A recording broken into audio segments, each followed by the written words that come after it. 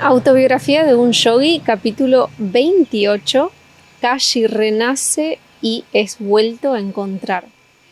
Estamos grabando hoy desde Rishikesh nuevamente, pero esta vez desde Lakshman Jhula, que es uno de mis lugares preferidos o mi lugar preferido en Rishikesh.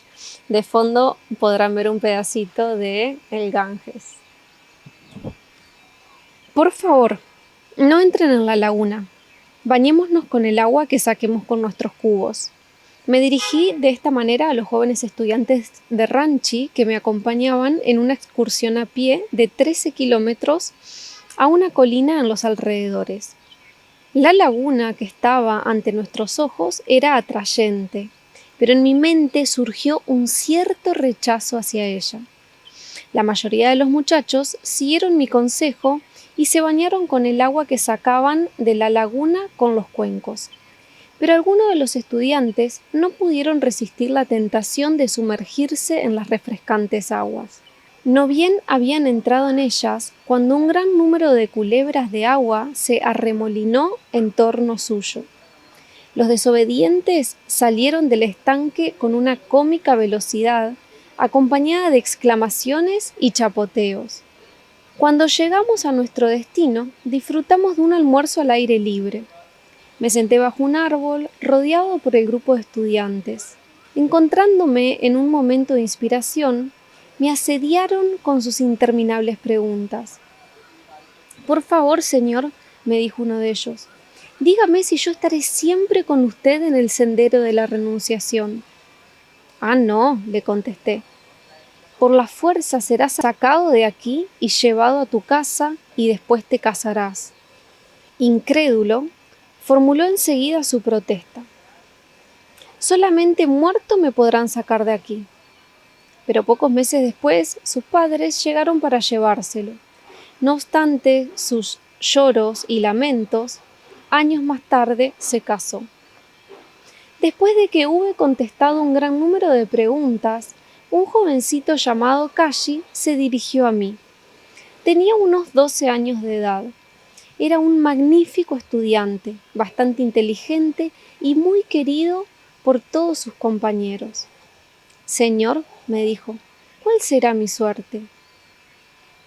«Pronto morirás».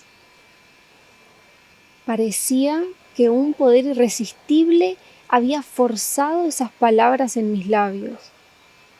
La inesperada aserción me sorprendió, causándome una gran pena, como a todos los que la escucharon. Silenciosamente me reprendí y rehusé contestar más preguntas. Cuando regresamos a la escuela, Kashi vino a mi habitación. «Señor, si muero, ¿me encontrará usted cuando vuelva a nacer y me conducirá por el sendero espiritual?», me preguntó sollozando. Yo me vi obligado a rehusar esta difícil responsabilidad de índole sobrenatural. Pero durante semanas, Kashi estuvo insistiendo sobre el mismo particular con tenacidad inaudita.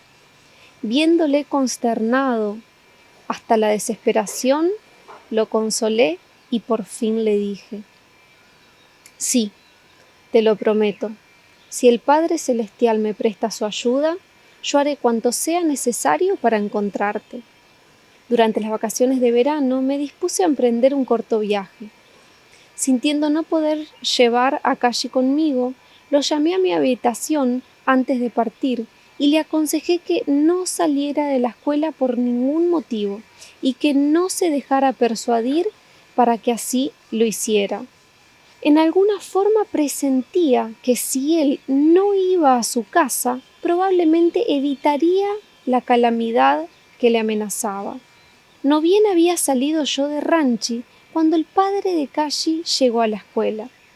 Durante 15 días estuvo tratando de quebrantar la obstinada voluntad de su hijo, diciéndole que lo único que deseaba de él era que fuera a Calcuta por solo 4 días para ver a su madre, y que luego podía regresar. Kashi rehusó con persistencia. El padre, por fin, declaró que se lo llevaría con la ayuda de la policía, si él no iba por su propia voluntad. Esta amenaza conturbó a Kashi, que no quería ser la causa de alguna publicidad desfavorable para la escuela, y no tuvo más remedio que irse.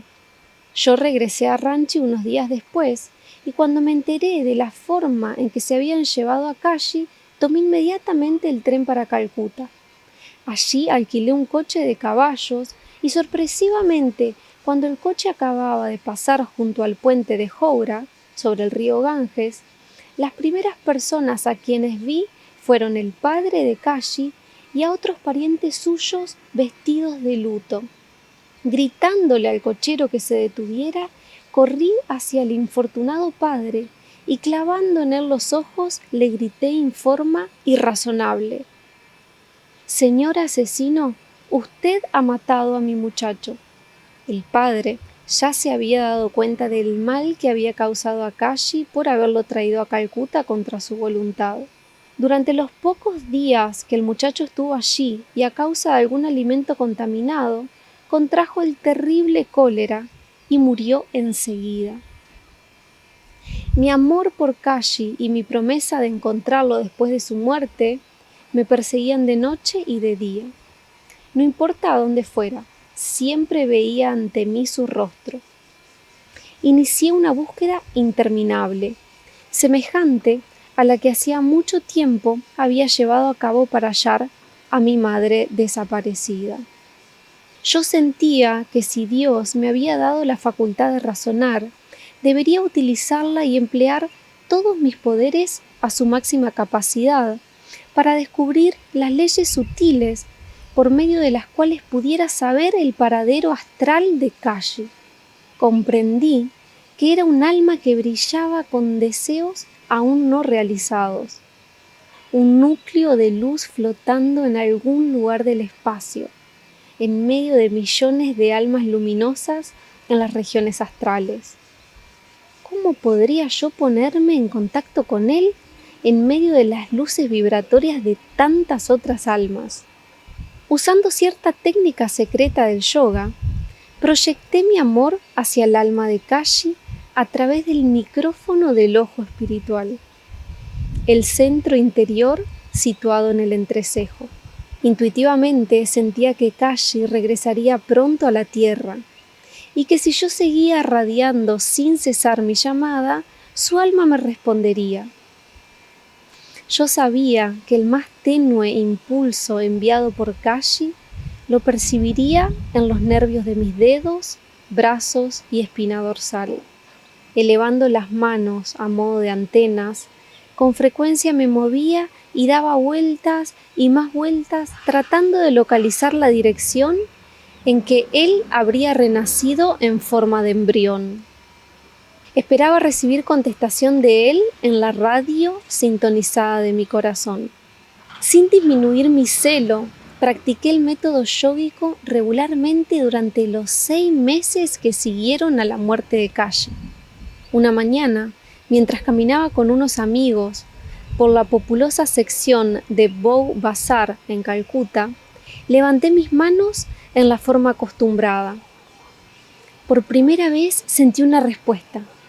Me emocioné al notar el cosquilleo de impulsos eléctricos que bajaban por mis dedos y por las palmas de mis manos. Estas corrientes se traducían en un poderoso pensamiento que brotaba desde lo más recóndito de mi conciencia. Soy Kashi, venga hacia mí. El pensamiento se hizo casi perceptible al oído cuando me concentré en la radio de mi corazón. En el característico, ligeramente ronco murmullo de Kashi, escuché sus llamadas una y otra vez.